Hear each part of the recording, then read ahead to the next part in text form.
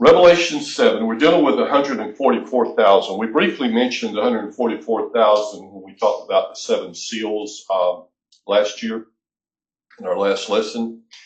And that the 144,000 are considered by the Jehovah's Witness to be a group that they were to be a part of. Jehovah's Witnesses were to be numbered once they were, or they felt that they were the witnesses, those who believed, as Russell did, that they would be make up the 144,000. As I said that in that lesson, the 144,000 number got met. They surpassed that number of followers of Jehovah's, of JWs. And so then they had to come up with some other, not excuses, but other ways. So those who were not part of 144,000 end up inheriting the earth, and they now take care of Mother Earth, is what they call it. You what, Parsons? Ideologies. Yep. So I did a job for a Jehovah's Witness couple years back, a remodel job or addition job, and the guy was totally deaf, but he could talk. He talked very loud. And so he tried to tell me, convince me about needing to take care of Mother Nature and become, go to their meetings and all. And I respectfully, I couldn't argue with him, he couldn't hear me. But at the end of the job, his wife surprised me, went in to settle up at the end of the job, and she was a very sweet lady, and she said, "The Holy Spirit's in you." I don't correlate or make that connection of Jehovah's Witness talking about the Holy Spirit. I really don't know, have not been exposed to Jehovah's Witness much. But it surprised me that she said that. One, I want to thank God, at least she recognized there was something of God in me, even if she was maybe not on the correct path. So in chapter 7, we deal with this issue of the 144,000. And this chapter 7 is called an interlude chapter. And the interlude means there's an explanation now given for something. Remember, we read through the first 6 seals that are mentioned here in Revelation 6, and then the 7th seal doesn't happen till the 8th chapter. So you got the 7th chapter sandwiched in between there, and it's called an interlude because it's like, okay, wait a minute, we're going to give an explanation for something that hasn't been brought up yet. I don't know when this fad started with movies and TV shows, but you're watching a show or a movie and you're into it and it says 12 months earlier, then it goes back and starts for 12, or 6 months earlier or something. It's kind of like that's what's happened. This interlude is that, oh yeah, you need to understand this. Because 144,000, they actually start their ministry prior to where we read about it. They actually would be ministering the first half of the tribulation. So let's read Revelation 7, read verses 1 through 3 to start with. Then I saw 4 angels standing at the 4 corners of the earth, holding back the 4 winds, so they did not blow on the earth or the sea or even on any tree. And I saw another angel coming up from the east, carrying the seal of the living God. And he shouted to those 4 angels who had been given power to harm land and sea, "Wait, don't harm the land or the sea or the trees until we have placed the seal of God on the foreheads of his servants."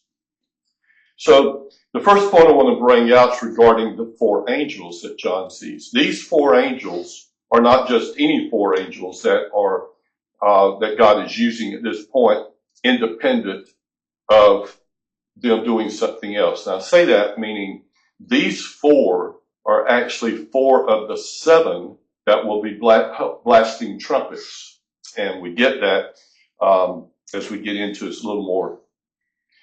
Part of it goes back to says, wait, don't harm, meaning they have the ability to harm the land or and the sea. So these 4 angels have that power given to them by God to harm the land and sea, but God tells them, or this angel, to wait, don't do it yet. We need to do something first.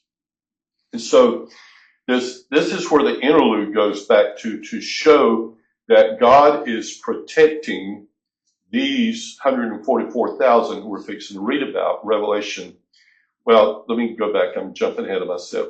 So Revelation 8, verses 7 through 13 tells us what those four angels will be doing. The first angel blew his trumpet, and hell and fire mixed with blood were thrown down to earth. 1/3 of the earth was set on fire, and 1/3 of the trees were burned, and all the green grass was burned. So that's one of those four angels. The second angel deals with the water in the sea turning to blood. The third angel deals with the springs, the fresh water turning to blood, becoming bitter, or not to blood, but turning bitter. The fourth angel deals with the sun and the moon, the stars become dark. Those are the four angels that are mentioned here at the first part of chapter 7. But the part here in verse 13 of chapter 8 says, Then I looked and I heard a single eagle crying loudly as it flew through the air, Terra, Terra, Terra, to all who belong to this world, because of what will happen when the last three angels blow their trumpets. What this is indicating is that the first four angels that are mentioned are dealing with natural events that God will cause to happen when those trumpets are blasted, dealing with the land, dealing with the sea life, dealing with the water, as well as the cosmic area. So these are all things that those four angels will be dealing that will affect mankind. But we're not dealing with the trumpets, but the three angels that are still to come actually deal with demonic type activity, which we will get into all of that later. So back to chapter 7. These four are said to wait until the seal of God has been placed into the forehead of his servants. I believe that there are going to be many that are believers that will die during the first half of the tribulation. If I was a pre-trib rapture believer, as I once was, I would maybe question that.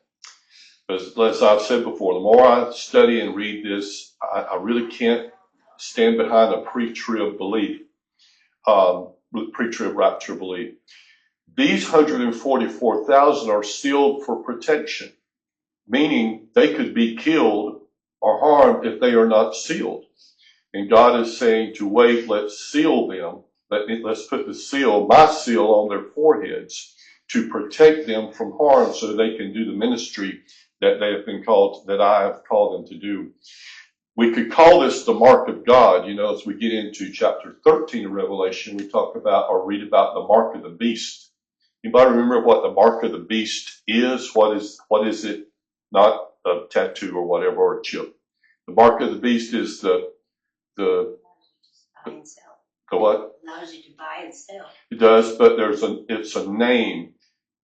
I thought it was the mark of man, or the name of man. It's the name of man, 666. So the mark of the beast is his name or his number of his name, which is 666. The mark of God then is called the Lamb. Let me see. I just lost that. How did it say it? Carrying the seal of the living God. We'll get to that in the next few verses, and it tells us what that is. The name of God is what it'll be. So the group that's listed, the 144,000, some people teach that the 144,000 are actually all believers. In other words, God will protect all believers. He will seal them with his seal, and they will not be harmed during the tribulation.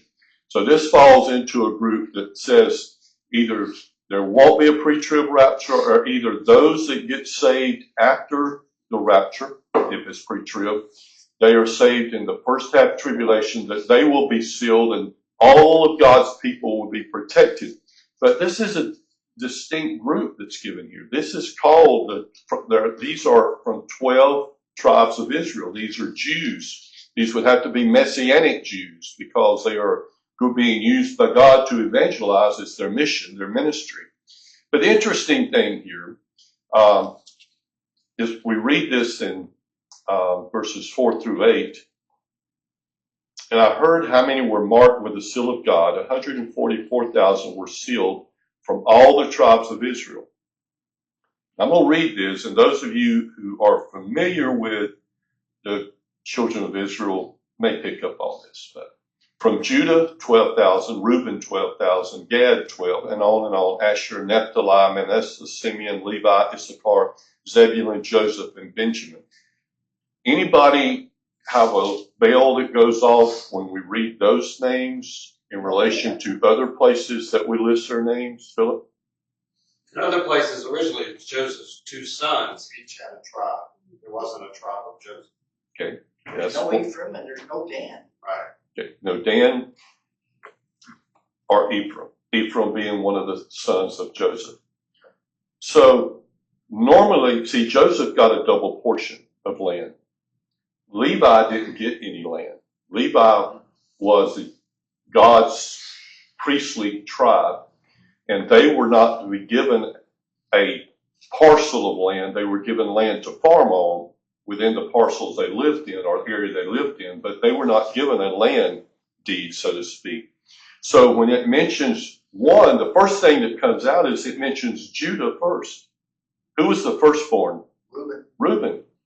Reuben's not mentioned as the number one son. Remember why Reuben lost his position? Yeah. He slept with his father's wife. Okay, he lost his position, a birthright position, because of that. But it mentions Judah, I believe, because who is the line of the tribe of Judah? Jesus. And what this whole thing is about, their ministry is about evangelism. And that it starts with the tribe that Jesus come from, the list of these. But when it doesn't mention Ephraim, or mention the, what was the other one you just said? Which one? Dan. These are two tribes that were leaders in idolatry worship in the nation of Israel. They were the two nations that are attributed to being leading tribes for idol worship within the nation of Israel. And so one of the theories and belief is that because of their ministry, that these 12 sets of 12,000 was for, because it was ministry, it is not using those who were connected so strongly with idolatry worship, which was not worshiping God. That's just one of the theories. All right. So I got to thinking about this, about the line of the tribe of Judah. We read about Jacob's prophecy over Judah when he spoke over his sons and specifically over Judah. It just rung a bell with something I just mentioned earlier about kingdom. This is Genesis 49, 8 through 11. Judah, your brothers will praise you. You will grasp your enemies by the neck. All your relatives will bow before you. In other words, Judah would be the forefront nation, the tribe. All his brothers, all the rest of them would bow to him. Judah, my son, is a young lion that has finished eating its prey. Like a lion, he crouches and lies down. Like a lioness, who dares to rouse him? And men, you know about rousing your wife. The scepter will not depart from Judah, nor the ruler's staff from his descendants, until the coming of the one to whom it belongs, the one whom all nations will honor. This goes right back to this kingdom deal. Is that through Judah, Jesus Christ would come as the king to restore what was lost as far as the rulership of God over this world. The next, we covered the other about Dan and Levi not being part of the mention in, not Dan and Ephraim not being mentioned in this 12 because of their association with apostasy and deception. Those who received the seal of God during this time, the 144,000, are protected for a limited period of time. That seal is only for the first half of the tribulation while their ministry is going on, while they're evangelizing. that means that there are others, believers here, that do not get sealed. Okay? So if you understand that he seals 144,000 to protect them for their specific ministry, that means there are also others who are not sealed and they die. Okay? Remember when we went through the 7 seals, what the 5th seal was? When John saw the 5th seal broken, what did he see and hear? Y'all did listen. Y'all just shy. The 5th seal, he sees and hears the martyrs that are around the base of the altar crying out for vengeance. Okay? How long before you will take vengeance on our shed blood? That's what they're crying out for. They did not get sealed. They were believers just as much as the ones that got sealed are, but God protects these 144,000, will protect them for the ministry of evangelism. So these, in the first 3.5, it's God's actions that are killing people. The last 3.5 are the Antichrist, right? That's correct. It's actually man left to his own devices, so to speak. So we'll just go over it. So the first horse, being the white horse, is the what? Come on. The who? The first horse, the white horseman, who's the rider? Who? The deceiver, but who is he? The Antichrist. The Antichrist. Okay? Maybe we do need to do a review. All right. First seal is broken. The white horse is the Antichrist. He comes with bringing false peace, and he will go out to conquer. And he subdues nations through promising peace and bringing the world into one world government. It says he is given a crown, meaning he, in my opinion, he is not the one world leader when this peace treaty is negotiated, but because of what he does and is able to bring about peace in the world and solve many of the world's problems, then he is made the king or president of this new one world government. That's the first horse and the first seal. The second seal is the red. But he's given a bow, but no arrow. That's correct. Which means he's false. His false peace. He's acting as if he's going to force something, but he has no power to force it. The arrows are not with the bow. Mm-hmm. So he presents it as something like being forced, I guess, but he does have nothing other than people submit to it. It's like he's a good talker, and we know from the book of Daniel, he's a man of intrigue, a charismatic person who is good with words, and he sways people with words, according to Daniel. So when the second seal is broken, that's the red horse. That is when, I believe, civil war breaks out. That's when people realize that this new one world leader is not who they thought he was, and these sanctions, and not sanctions, but these regulations that are dictated by him will cause people to uprise against the government, just as we see happening in some of the places in America today. They'll fight their own government, and that this will cause death. And many of those will be Christians or believers because they will not buy into some of the things that will be anti-God that the new one world government will bring on. And then it says that red horse rider is given the authority to take peace away. In other words, the things that he does to bring people under control, under his authority, will seem like it takes peace away because it's going to cause chaos. People are going to rebel against it when they realize what they were promised doesn't come to pass. Then the third horse is the black horse. That's the third seal, is the black horse. This will be on the test. The black horse rider is something we can relate to if we think about what he is saying. The black horse symbolizes famine and high inflation. And so, as I mentioned 4 weeks ago, is that famine can be man-created, okay? It can be used as a means of controlling people, just as Russia did, as I told in 1932-33. controlled Ukraine, over 1 million Ukrainians died because Russia cut the food supply off to the Ukraine. Even though now Ukraine is a great supplier of food. But when the food supply stops, just as Israel, when Rome got around Jerusalem and, besieged Jerusalem, they cut off the supply of food and eventually starved to death. Not most, but majority did, I guess.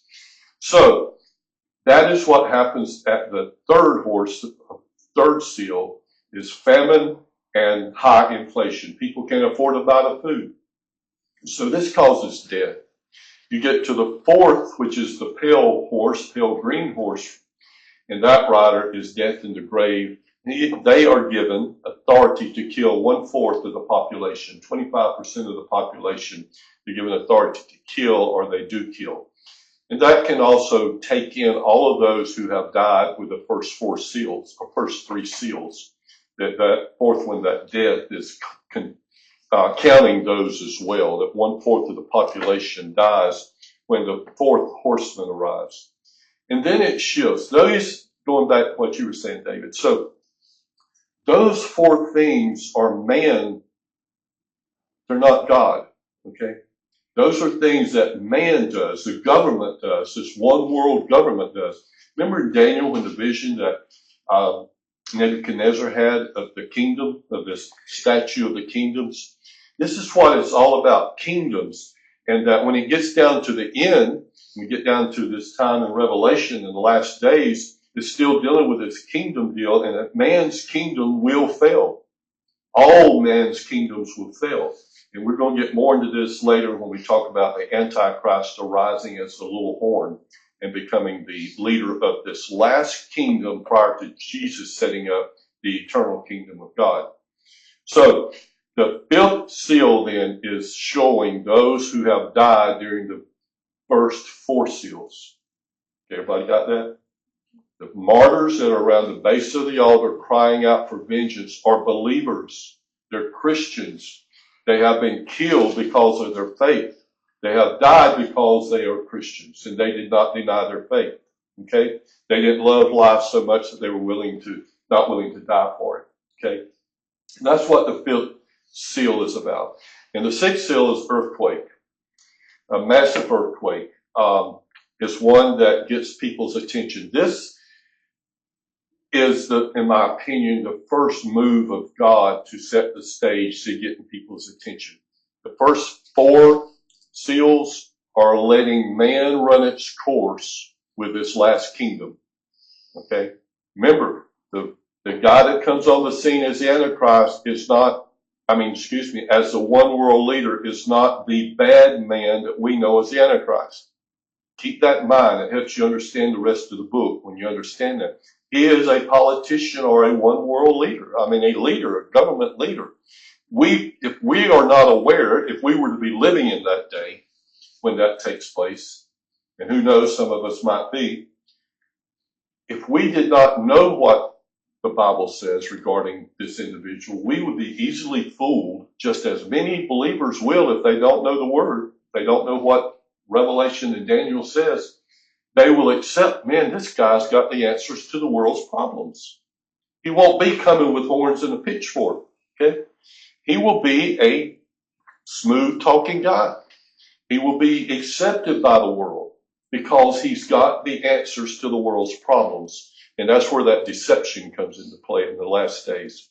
So this is what, when we get to that point of the 6th seal being broken, then it's like God then steps in and says, okay, things are fixing to change. And he sends this earthquake, which is something that gets man's attention. But remember, if there is not a rapture prior to the tribulation, I'll say it like that, if it's not a pre-trib rapture, how many people, this is not a question to answer, how many people do you suppose go to church that are not born again, that were raised in the church and have heard things like what the end times would be? They saw the charts, they read and heard these things, but they never gave their life to Jesus. Left behind. They were left behind if there's a pre-trib rapture. But if there's not a pre-trib rapture, it's all believers will be here that are alive at that time.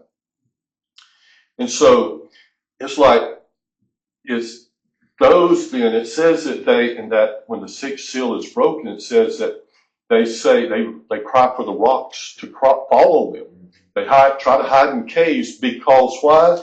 They say, they recognize that it's God. They say, who will be able to escape the wrath of God? Is what their question is. Because there will be people who know the Bible or know about the Bible. They read the Left Behind series and never gave their heart to Jesus. There will be those who went to church and maybe even preached or taught Sunday school that never really gave their life to Jesus. Okay? And then they will say, this is that. This is that wrath of God that we were told about. Now, it is wrath to a degree of God sending things that causes man to hopefully turn to him. But the true wrath of God doesn't happen until the last half of the tribulation. That's when the bowls of wrath are poured out. Okay?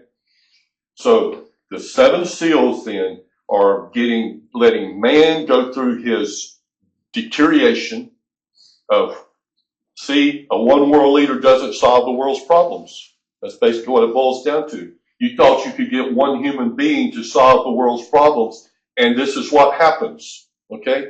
This is what happens when you choose a human king instead of God as a king. Okay? And so when you get to the seventh seal then is a time of what? Anybody remember? I'm afraid to ask that question if you remember anymore. The seventh seal, when it's broken, you can cheat, you can look. Jenny. Beginning of the bowl. Okay. The seventh seal is when the bowls are started or part of. The seventh seal is the seven bowls. But what happens when the seventh seal is broken is there's a half hour of silence in heaven. Meaning nothing happens at the initial when the seal is broken. And my understanding of that, and I really believe this is it is this. Remember, God just sent an earthquake and got man's attention? He says, see, you put all your hope in a human individual, and I'm fixing to shake things up. And that's what he does with an earthquake. He shakes things up with this massive earthquake. And it's not just a normal earthquake. It causes people to fear what's fixing to come upon the earth. It's God getting man's attention, saying things are fixing to change. And what they change is when this seal is broken, there is silence because all of heaven is like, what's he fixing to do now?